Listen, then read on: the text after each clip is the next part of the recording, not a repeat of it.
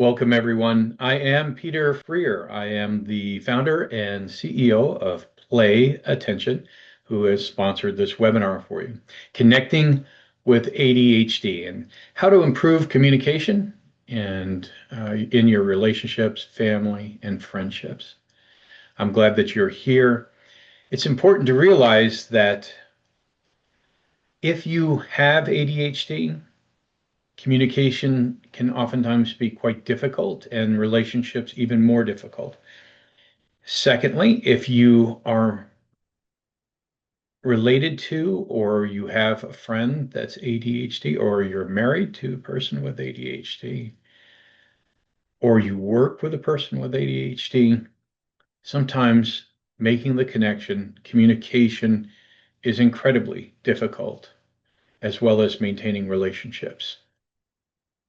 Even if it's family, it still doesn't make a difference if it's family or not. So just to be clear, as I normally do when we do these webinars, one of the best things that you can do right now is to turn off all distractions. Because if you really want to engage today to find out what we will be discussing and the presentation and the tips and strategies to help you be able to connect, that's very important. So I would suggest strongly turn off the TV, turn off messaging, and be mindful of today's presentation. That's first and foremost. Now, I want to begin with a brief fable, and it's regarding two monks that live in a monastery. The monastery is highly demanding. They're celibate. They have sworn to celibacy their entire lives. They are very, very in tune with being monks. So they go to a river because they went to town and were ferried across the town on the ferry by the ferryman. On their way back, they notice there are two young ladies that are on the side of the river, and they ask, "Where is the ferryman?" They said, "Ferryman's not here. The ferry is over there," which is just a small raft with a rope. But the river is flowing briskly.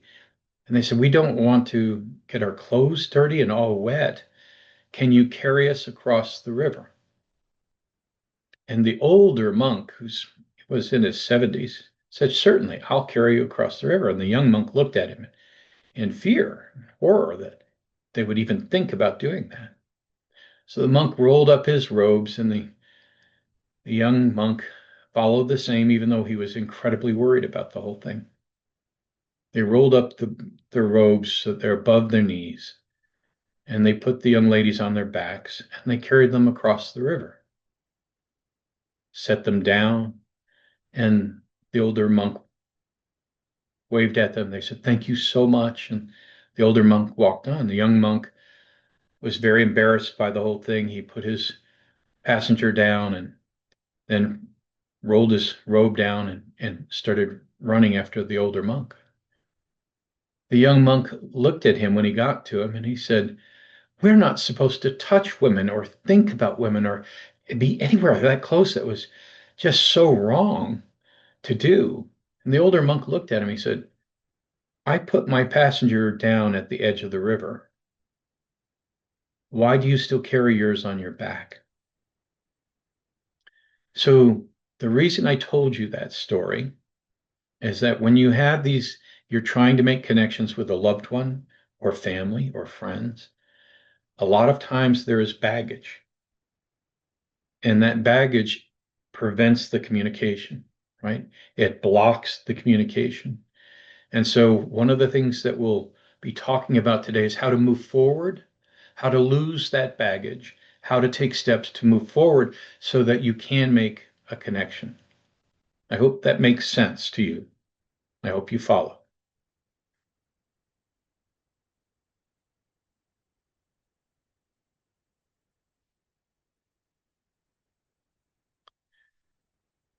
And I would like you to engage with me today. So it's not just a talking head talking to you.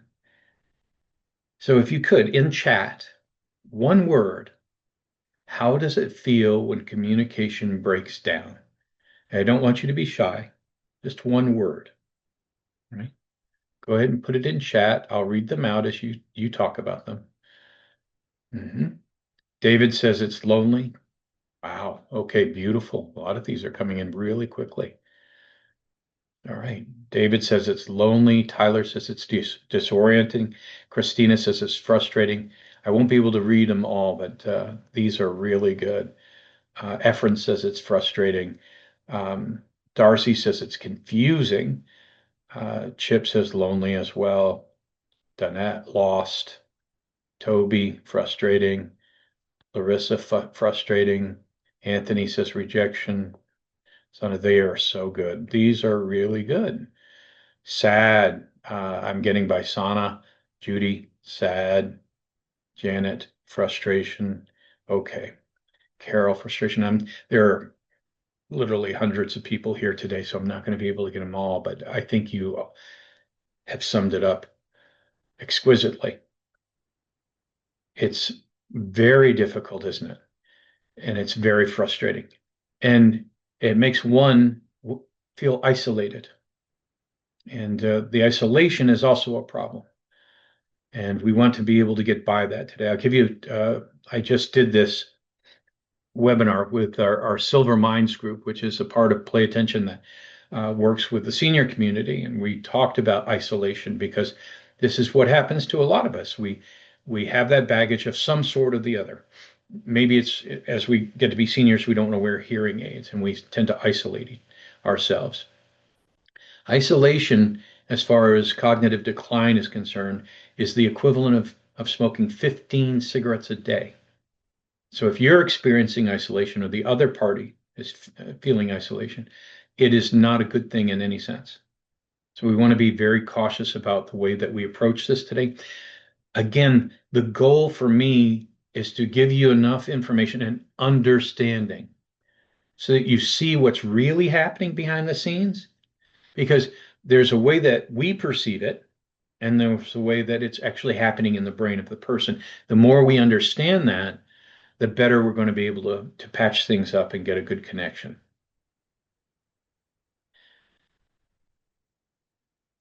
Here's the weight, right? This is the weight, the silent weight of relationships. All right. Maladjustment and chronic conflict rate is nearly twice as high in couples where one partner has untreated ADHD compared to just neurotypicals, right? Conflict rate twice. Now, I'm probably preaching to the choir here. You probably, if you're in this relationship, you already know. 50 to 60% of non-ADHD partners report feeling forced into a parental role. I feel like I have another child in the family that I have to tend to. That's what that's saying. That's a leading cause of severe emotional exhaustion. All right. I know these statistics are absolutely salient. They're very important, but when you see them right underneath your nose like this, it often it will stir up uh, feelings for you right now. And I want you to stay calm, take deep breaths, because we are working through this today. The one root cause, frustration isn't a lack of love, it's the fundamental disruption in how the brain processes information and regulates emotion. This is incredibly important for us to understand. We'll go through this step by step now, okay? So we can have a much better understanding of what is actually happening. So we first have to understand that ADHD is a brain-based difference. Sometimes we perceive it as a character flaw, right? And we use language to that effect, and I'll talk about that in just a moment. But it isn't a character flaw. It's a brain-based difference. And this bottom box down here is super important because what we see, the behavior we see that causes this disconnection is not an intention, it's a behavior. It's a behavior that is actually has underlying symptoms. To clarify that, the behavior we see has underlying symptoms, and that's what we're going to dive headfirst into today. It's not intentional. And I know that at times it slices you like a knife when you feel that, why is this person doing this? He knows it hurts me. She knows this hurts me. Why would they do this? It is not intentional. There is a reason all of this happens. By the way, we are recording this.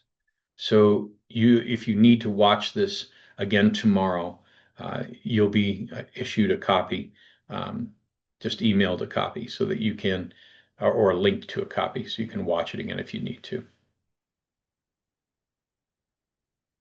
This is what's really happening below the surface. If we actually hear, absolutely, we say, they are not listening. They constantly interrupt me. They're emotionally overreacting. I don't understand why they get so upset from something so minor, and they forget everything all the time.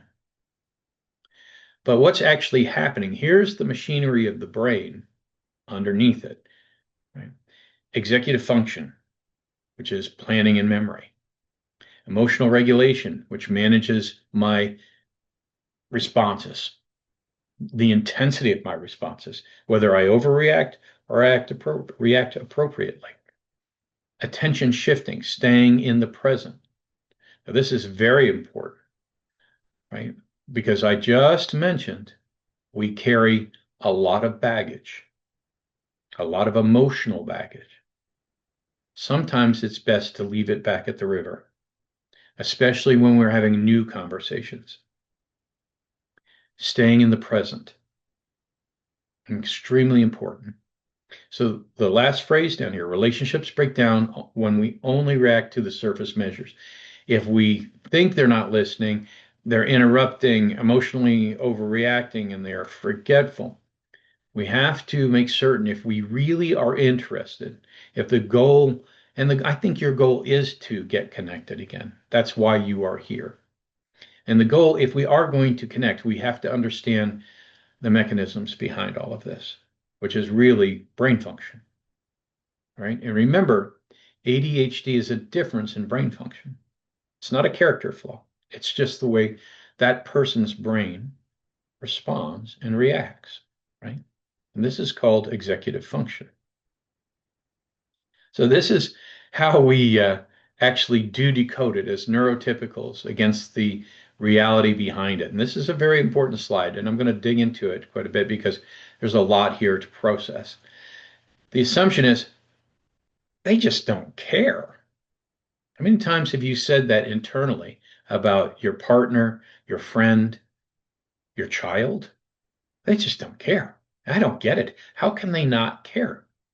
When in reality, they've got a 2 or 3 second delay when they're trying to process what you're saying.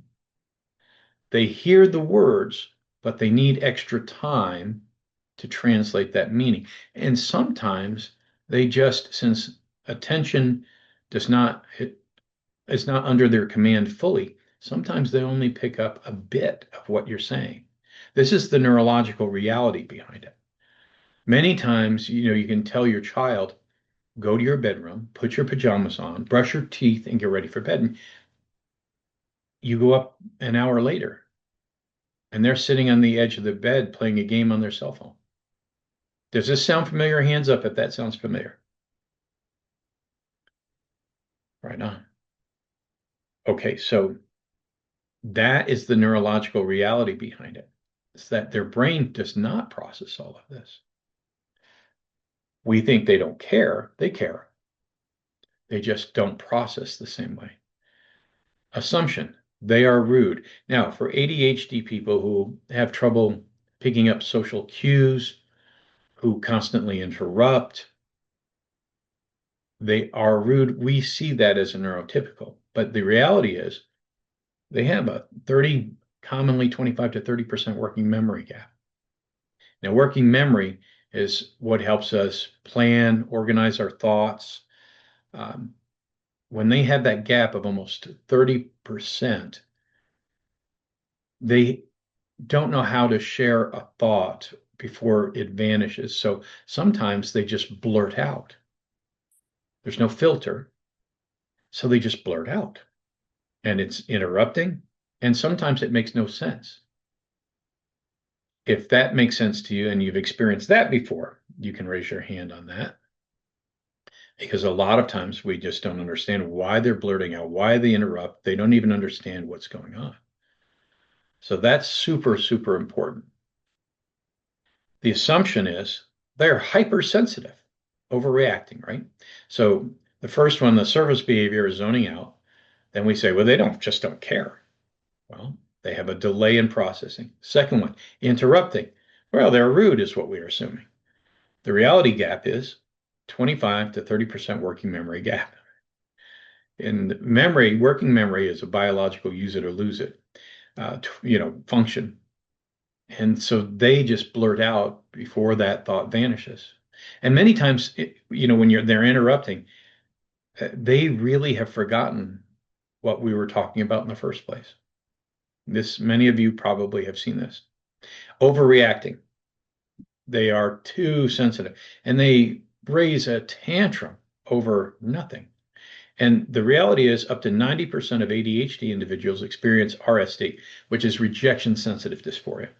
It turns, when you say the most minor thing, it turns into a perceived attack on the other person. They perceive it as you're just attacking me, and they are just going to explode. And then finally forgetting, and we just think they just don't even try. They don't even try. The reality behind that is there's an execution gap. The execution gap is interesting because you usually have two spectrums there.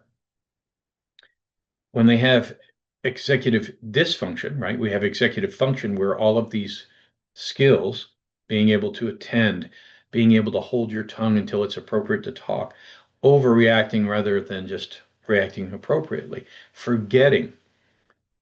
When you have executive dysfunction rather than executive function, then executive dysfunction blocks that pathway that doesn't allow them to follow through.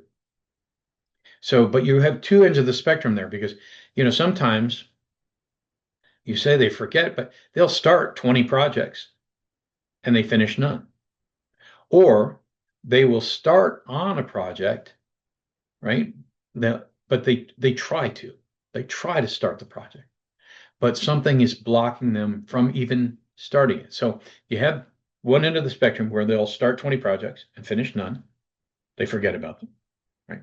Or they have an execution problem. So they'll attempt to start the project, but they can't do it. They can't get going. And it's not a character flaw. It's just the way their brain is responding right now. And these are the mechanics behind it. But now you're saying, okay, I've seen all of this. I know what this is. What do we do? All right. Well, first, it takes understanding. When you have a conflict, it's usually because we have the baggage. It's about everything underneath it. It's not just being in the moment and about that very moment of conflict. It also is the baggage that we have continued to carry for many years. And this creates quite a cycle. And this is the escalation cycle here. If they've had years of negative feedback, you don't care, you can't focus. Why can't you focus? You're too much for me. This is ridiculous. I can't take this overreaction. Have you ever been in a conversation like that where you may have said it or someone has said it to you? Hands up if you've seen that. Because it is quite interesting, isn't it? We go to next, internalized shame, because it's been done for so long. If I'm the receiving party, I feel shamed. I can't do anything right. Every time I try to express myself, it's a disaster. I just explode after a while. And the other person hates me. They just turn around and walk away. So internalized shame and communication anxiety are now blocking, and they cause even larger problems. So now, when we do have a conversation, the moment I detect even the slightest criticism, it's a major attack. And this is where RSD, rejection sensitive dysphoria, comes in. I will defend myself. I'll start screaming. I'll throw things. I get furious. And obviously, the other party is sitting there like, what is going on here? I don't understand this. Which obviously, when we are like that, this is all escalation. It just cycles back and forth. How many people here actually understand this now? How many people here, you can raise your hand if you understand this cycle or have been in this cycle? That's good. That's the majority of us. This cycle is absolutely one of those cycles that we encounter almost all the time. Right? So it's super important to understand that this is something we also have to break. We have to stop this cycle. And the first step in stopping it, number one, is to realize when we come to this, if we come to a conversation and we are carrying this other baggage, we're not in the moment, then it is a problem to get started.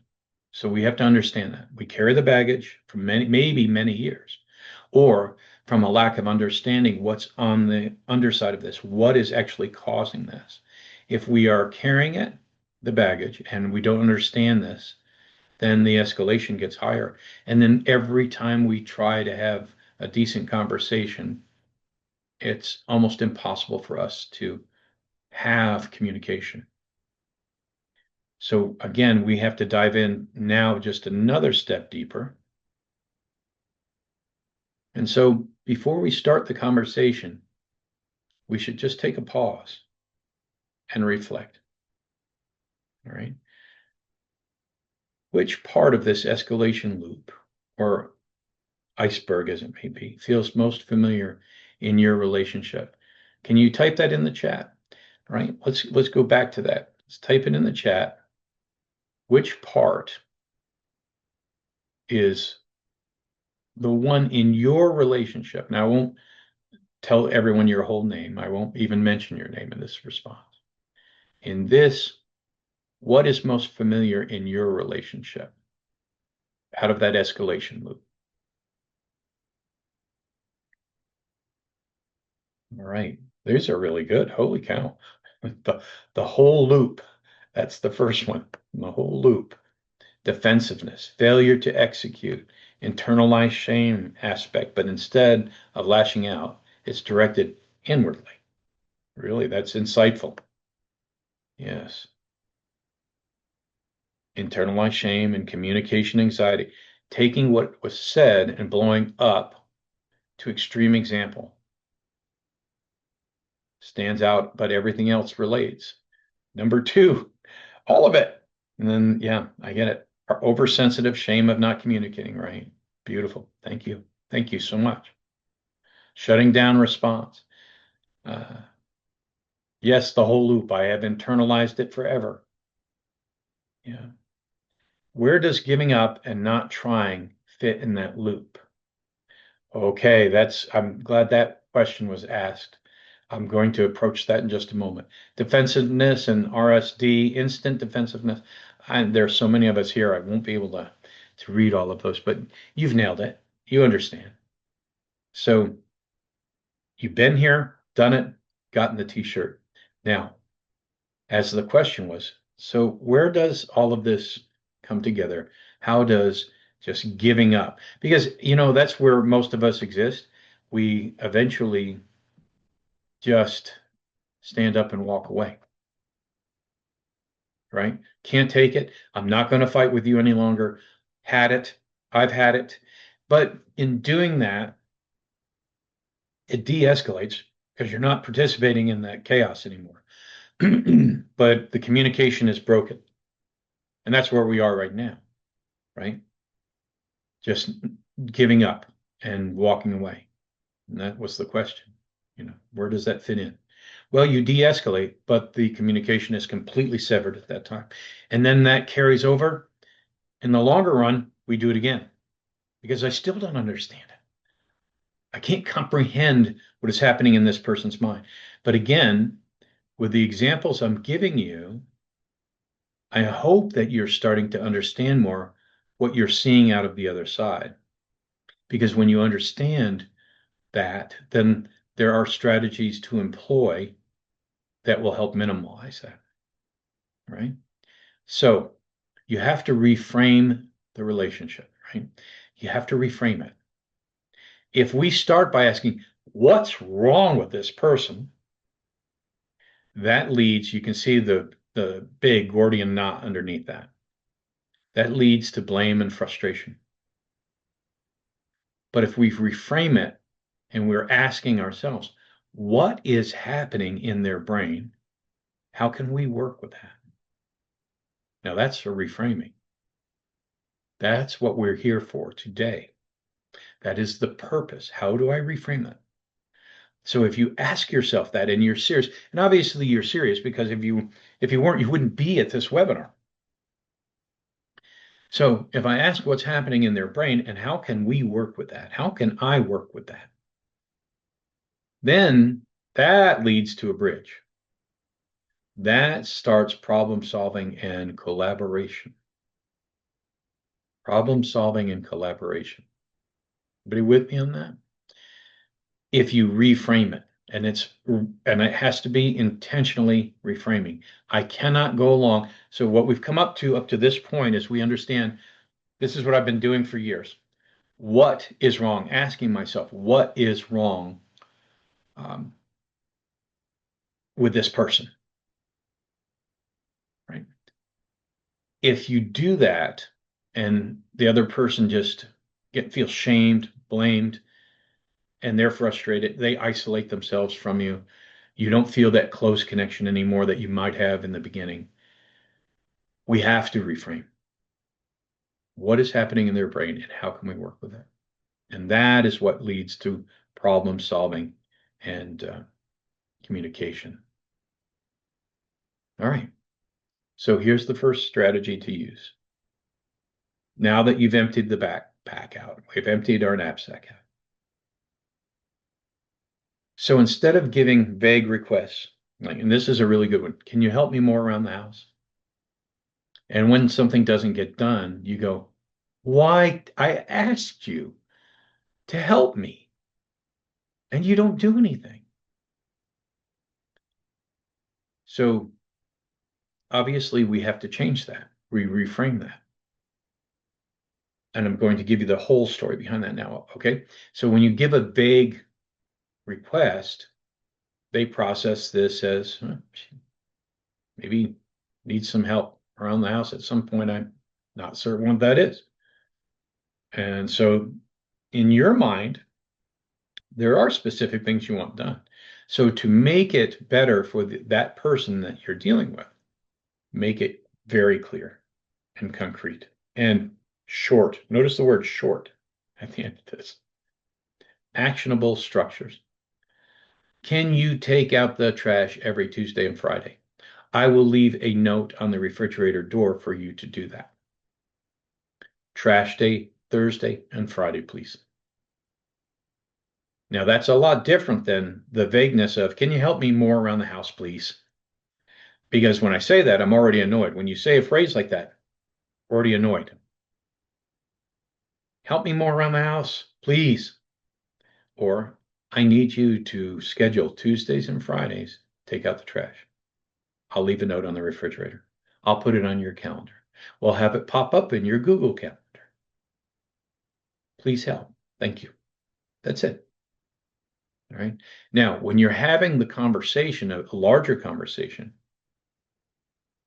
a longer conversation, and these could be overwhelming. This is where I think the majority of our conversation, our communication breaks down in these big, long, hour-long battles.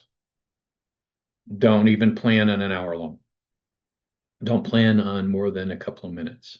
5 minutes. You break it down into easy to swallow pieces. You can't eat the elephant all at once. And even though we want to, because there's so much that's on my mind that I want to get, you want to throttle them. That's not going to work. You have to pace it, slow it down, because most likely they're processing slower. So slow the conversation down and you get it into smaller pieces. Right? Then you say, okay, that's good. Let's go do this. I've got to do some dishes. I know you have to work in the office just a couple more minutes. Let's come back to this in a little while and we'll revisit it. All right. So rather than focusing on doing battle over hours, you'll be surprised how much of a difference this will make. Make it clear. Right. Now, when we're doing this, when we're using this breakdown type of strategy, which is good for the health of both of you, the mental health for both of you, what is being omitted here? Can anyone tell what is taken out of this whole scenario in practicing this? All right, I have some answers. All right. Toby says emotions taken out. Victoria says emotions taken out. Carol says blame is taken out. Absolutely, you nailed it. All right. Jennifer says confusion is taken out. All right. The why, as Betty says, the why is taken out. Very good. Very good. Exactly. All those things that come around and bite us on the behind later, we've removed. Being accusatory, blaming, shaming, done, out. And just from these two little strategies right here. I hope you follow. So remember, you will get this in a video link. So if you need to go back over this, take notes, those kinds of things, don't worry about it. We'll send you a link so you can see it again. Strategy 2, lowering the heat and checking the signal. You can see our stove right here. We're turning down the heat. Number 1, we're going to do, this is called a reality check when you confirm understanding. It's a reality check. And I'm a former school teacher. I started many years ago teaching school before I developed neurotechnology. And I used to use a reality check all the time because I was working with both adults and young children, elementary school children. And I was teaching adults classes at community college. And I constantly used a reality check because what you say to someone, and I'm using it with you when we do this. Did you understand what I was saying? Somebody tell me what I was saying, right? Tell me what you think is happening here. What are we losing here? When I test you with that, I'm seeing if you actually heard what I'm saying. I'm checking. That is a confirmation understanding, right? I'm confirming understanding. Can you repeat back to me what you heard? Now you don't, I don't like specifically, can you repeat back what you heard? I like asking something like, for a child, that's fine, right? For an adult, that could sound more like, you don't trust me, you're attacking me, saying, so can you confirm with me what you think that we're going to get to here? And you'll go, they'll say, oh, you're asking me for Tuesdays and Thursdays or Tuesdays and Fridays to take out the trash. And I think you said you're going to help me with that. You're going to help me put it in my calendar. He said, perfect. That's great. And give him a hug and done. And that's so much better than fighting and arguing. All right. We're going to reduce emotional heat. When we have high emotions, you want to just put the brakes on. Pause, talk just for a moment. And actually, both of you just practice some breathing for a second. All right. You got the 5 5s, 5 second breaths in, 5 second breaths out, 4 second breaths in, 4 second breaths out. Just practice some breathing and you will feel so much more relaxed. They'll feel so much more. Don't pile up on multiple issues because the more intense you are, what does that spur on the other person? More intensity. And so then it just becomes escalation in that escalation cycle we talked about just a few moments ago. So first, check to make certain they heard what you were saying and do that kindly, not with an accusatory tone. Then we want to keep that emotional heat down. We want to make certain we pause when emotions rise. Take a couple of deep breaths. Don't escalate. I actually worked with police. I'm a martial artist. I have an eighth degree black belt, and I have worked with police for many years, and I teach them the same things because they can't afford to get into an emotional battle. Just can't afford to do it. It causes too many problems and it doesn't solve anything. So these are some of the same techniques I teach them. And then finally, once I've kept my emotions down, everything's very calm, I go back to validate. Start with, I can see it. I see that you're really overwhelmed. I understand it. Because when you acknowledge that, you don't have to rush in to fix the problem. Just relax. I see it. I understand. I understand. Let's give it a second. You see how that's soothing? How that's more responding rather than reacting? And you're also showing them, you get it. I get it. Then you're on the same side. Then communication can take place.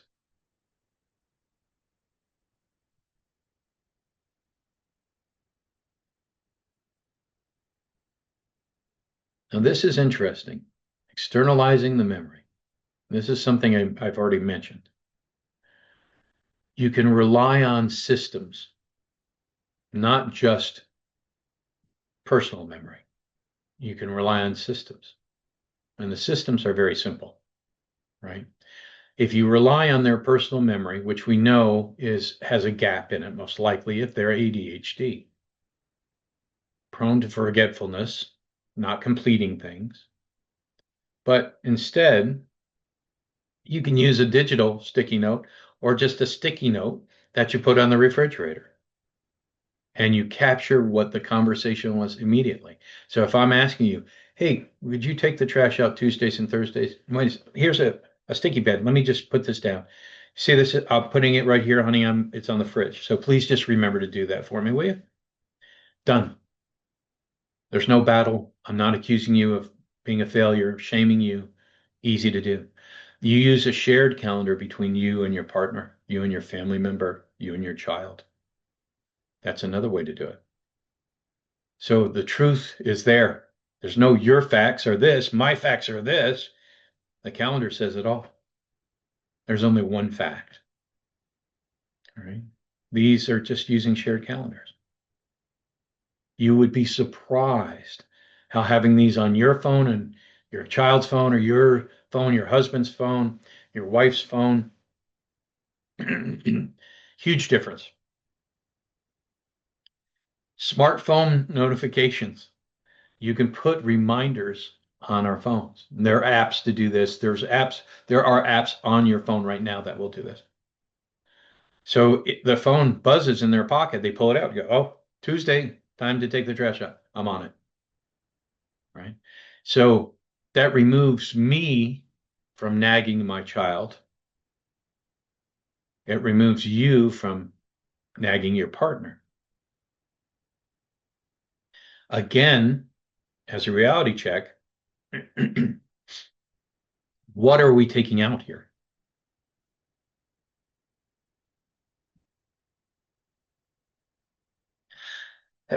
Excuse me. What are we removing when we do this? Again, this is a reality check. Toby says it's conflict is removed.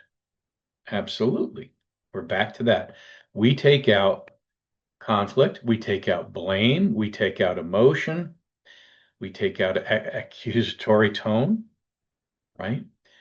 We take out all of this so that we not getting into that cycle, right? The loop that causes escalation. And yes, there was a question just a moment ago. We are recording. You will be issued a copy of this so that you have these.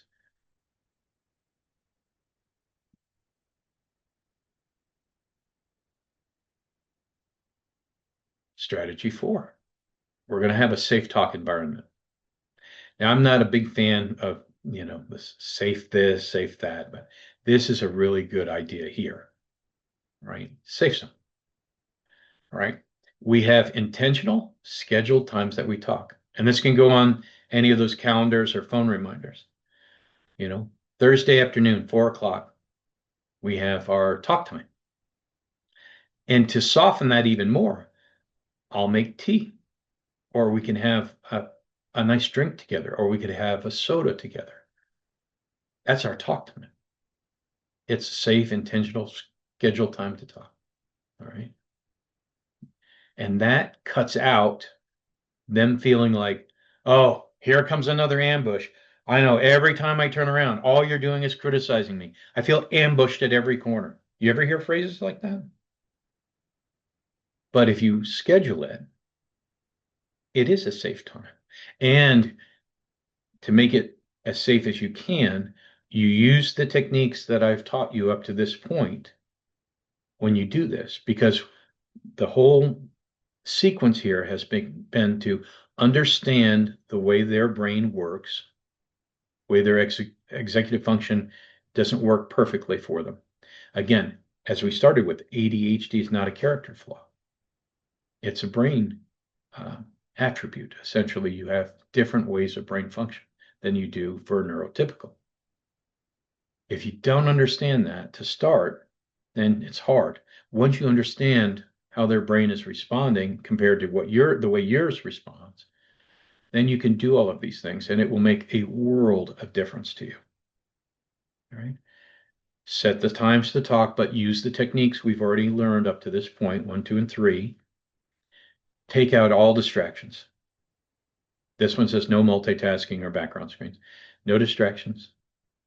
We put our phones down. We turn the TV off. Can put the dog in the backyard if the dog's in the house, needs attention. It's just us. You're taking out those things that cause the problems. A single clear purpose for the discussion. And again, should be short and to the point. Short discussion, clear reason we're here. We're here to discuss taking out the trash on Tuesdays and Thursdays. And now, since I've worked on all this, I want to say thank you so much.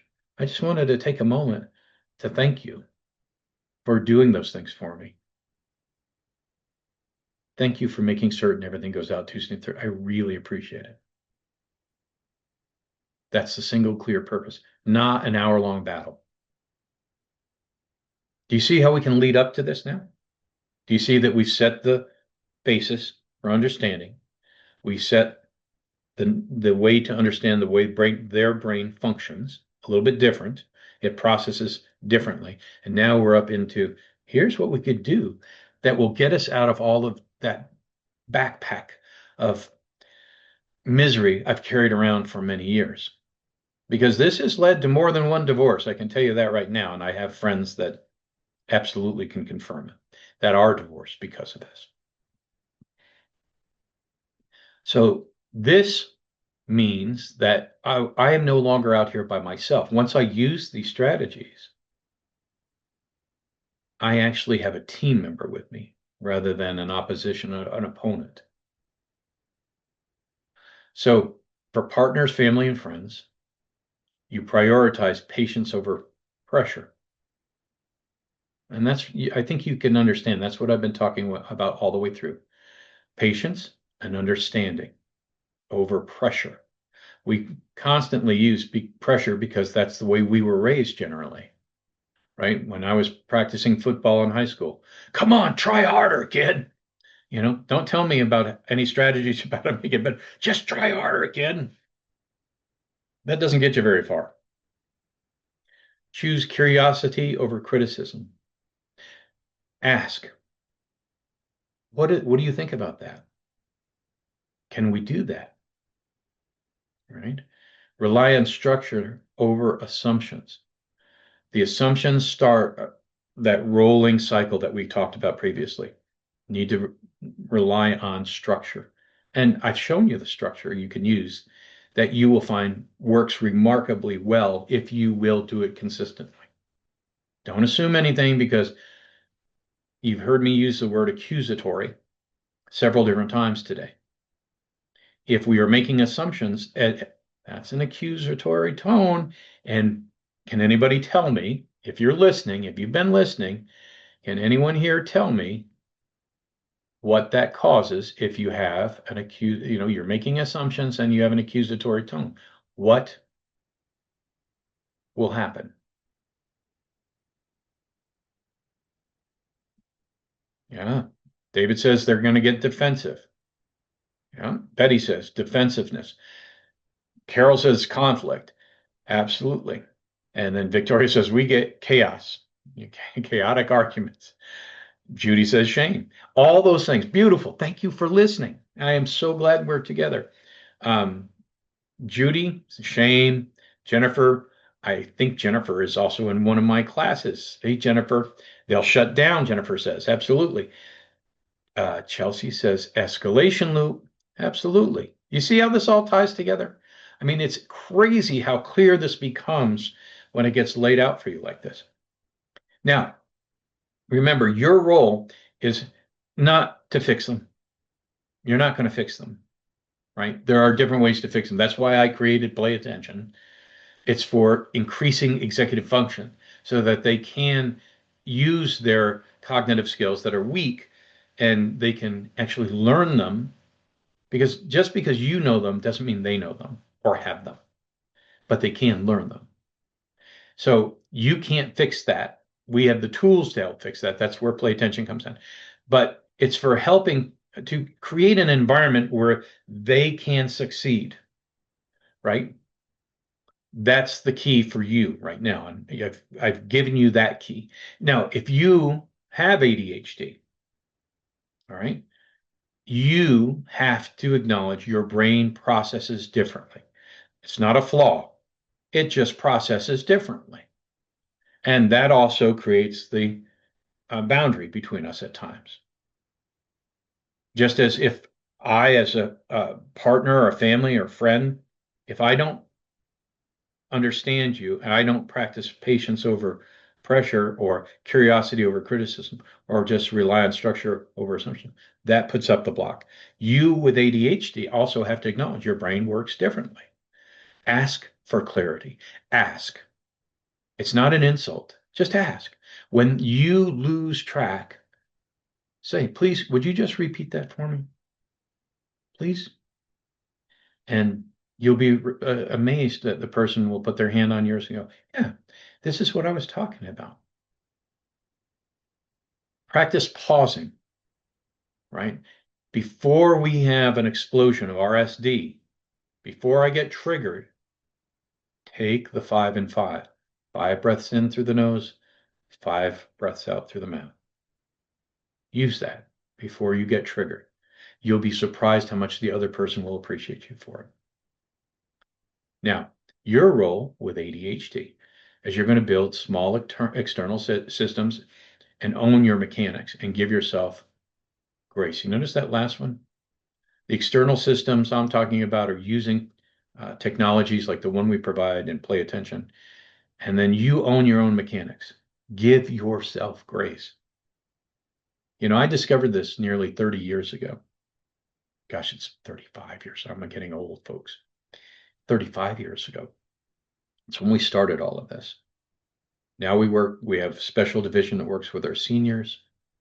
And it's important to understand that you can make significant changes. Right? I do have some hands up, so we're almost done and I'm almost out of time. So I'm going to take questions at the very end. So if you have questions, hold on to them for me until the very end, and I will do my very best to answer you at the very end because we're close to running out of time. All right. We're not trying to be perfect. It is, the goal is not perfection. We're not, perfection is some kind of nonsense we make up in our mind. There is no such thing. It's understanding it, adaptation, and connection. That's the goal. Understanding, we started with that today. Then we adapt in strategies, right? Adaptation means using some different strategies. And then that creates our connection. So that last statement at the very bottom, super important. Strong relationships aren't built on never having conflict, but they're built on learning how to navigate it together. All right? We are going to sail the ship together as a team. When you think like that, we have reframed. And the reframing is super important because it helps me understand and helps me work together. Now, this is something we're going to email you. This is your turn. Now, we're going to email this to you. You'll get this in your email with the link to this webinar video. So if you want to see everything again and learn it better, because I was like that. I seldom learned on the first pass. It took me 2 or 3 passes to fully understand everything that was given to me. So you will have the video tomorrow. I believe it'll come out tomorrow, be released sometime tomorrow. Sometimes we can get them done the same day, but most of the time it'll be the next following day. You have this 1-page summary, and so that you can keep these tools accessible here. All right, so download that. That'll be coming to you tomorrow. But in that, what is one communication habit you want to improve after everything I've just given you? Now, this is not for you to answer right now. You're going to get this little, it's not a test, it's a summary, but we'll give you the ability to explain this. All right, because these small changes are hugely powerful. You're empowering yourself. What is one communication habit you want to improve? The other one is, what is one strategy from today you're going to try this week? Now, it's already Thursday. You got Friday and Saturday, Sunday. Try it out. You'll be surprised. Just if you come to it calm, you come to it with a specific agenda, calmly, small thoughts, just like we're saying, not huge fight. You'll be surprised how much this actually makes a difference.